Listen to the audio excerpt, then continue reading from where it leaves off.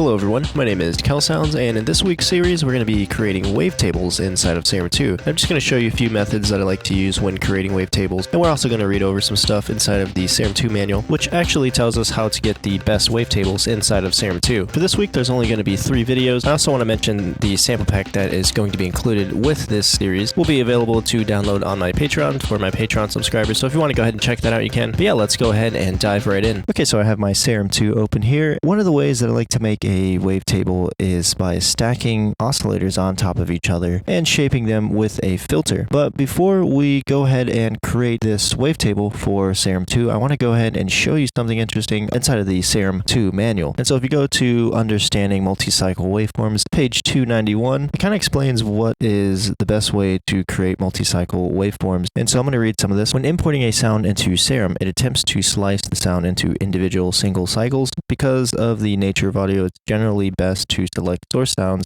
that are monophonic. That is, sounds that contain a single pitch. This means that in most cases, a single note is better than a chord. So, I don't know, I just thought it was kind of interesting that this just explains like the best way to create a wavetable. And there's also some more information down here. Because these single cycles become the basis of the oscillator, pitch information is effectively removed. In other words, if you load a sound that has a pitch bend, the pitch bend will no longer exist. However, wavetables have their own set of advantages, which one could describe as a solid or fixed sound that lends itself well to unison and wave manipulation, sync, FM, and more without sounding flimsy. And this is the last line I'll read here. I thought it was pretty interesting. But Serum, therefore, does a fantastic job of importing the waveform of other sounds, a fixed pitch, one-shot monophonic sound. Just kind of keep that in mind when creating and importing wavetables into Serum2. You get the best sounds from a fixed pitch, one-shot monophonic sound.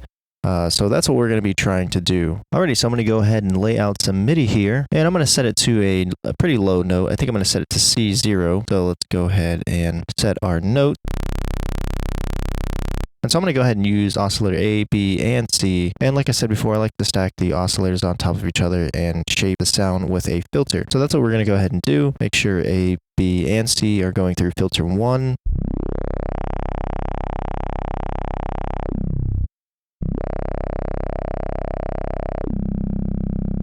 And I think I might mess with the octave of each oscillator, kind of have different levels for each oscillator.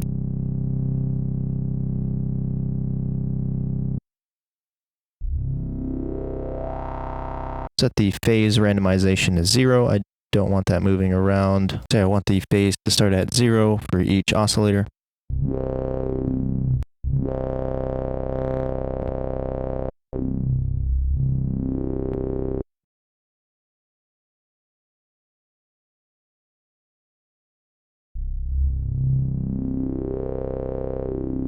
And heck, why not? I think I'll use the sub oscillator as well. Let's see, maybe we can get something even more interesting.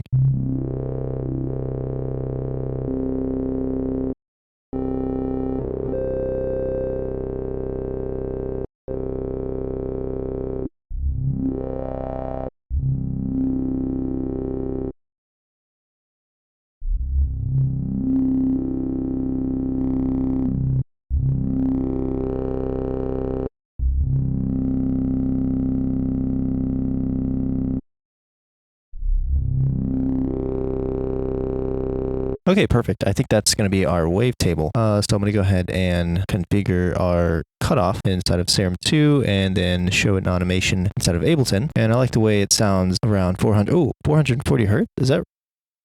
All right, yeah, sweet. 440 hertz is what is used to tune. So I don't know, that's pretty interesting. But yeah, anyways, we're going to go ahead and do some automation.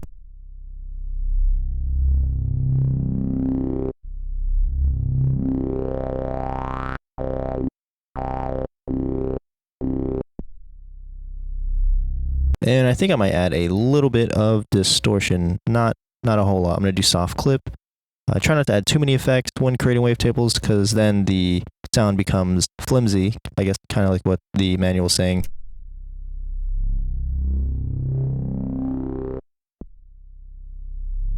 Okay, so we went ahead and added a little bit of distortion. And this is our wavetable. So I like the way that sounds. I'm going to go ahead and bounce this. I'm going to go ahead and consolidate it. Just do a little bit of processing here. Nothing too crazy, really. Turn off the warp and turn down by -14 decibels. I'm going to go ahead and edit that to turn it up before we import it into Serum.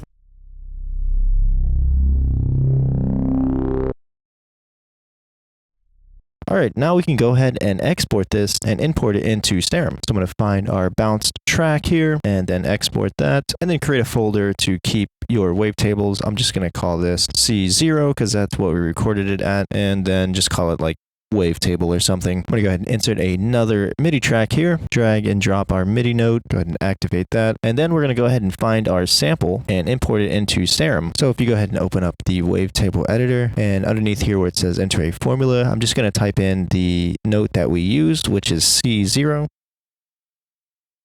And then I'm going to go ahead and find our wavetable. So I usually find it in our folder here, but I don't have it added on the side. So I just went ahead and opened File Explorer, and I'm just going to drag and drop this right inside of our wavetable editor. And as you can see, there is our wavetable.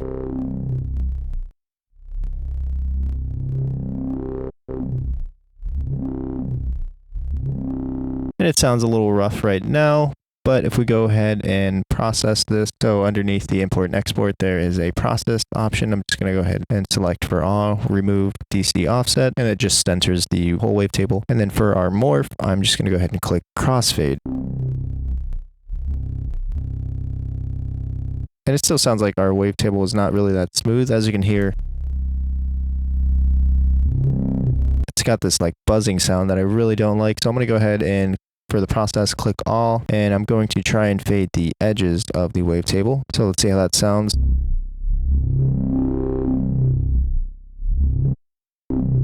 And that is perfect. Then I'm going to go ahead and normalize it. So I'll go to process, normalize each gain separately. And so normalize makes each frame of the wavetable have a consistent volume. So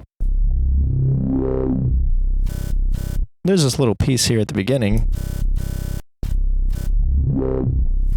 that I don't really like. It's kind of like a buzzing noise, which is kind of weird. So I'm going to go ahead and find which frames I want to get rid of.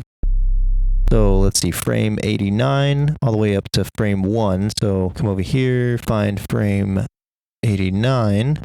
Oh, it's already selected. And then shift select 1 and remove multi-selection.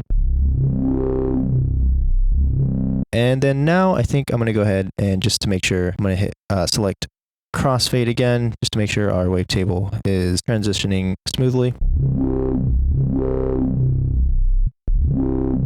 And yeah, that is one of the methods that I like to use when creating wavetables inside of Serum2. Then finally, if you want, you can go ahead and export this wavetable, which I think I'm going to go ahead and do. So we can open up the wavetable editor. Each option gives you more amplitude levels, and the higher the bit is, the more levels you get, which gives you a higher quality wavetable. So I'm going to go ahead and export as 16-bit, which is plenty of values to recreate our wavetable. Then I'm going to go ahead and find our folder and create a new folder. folder. And just call this export wavetable. And this is going to be our first wavetable. So yeah, I hope you guys enjoyed. Don't forget to like and subscribe, and I will see you in the next one. Adios.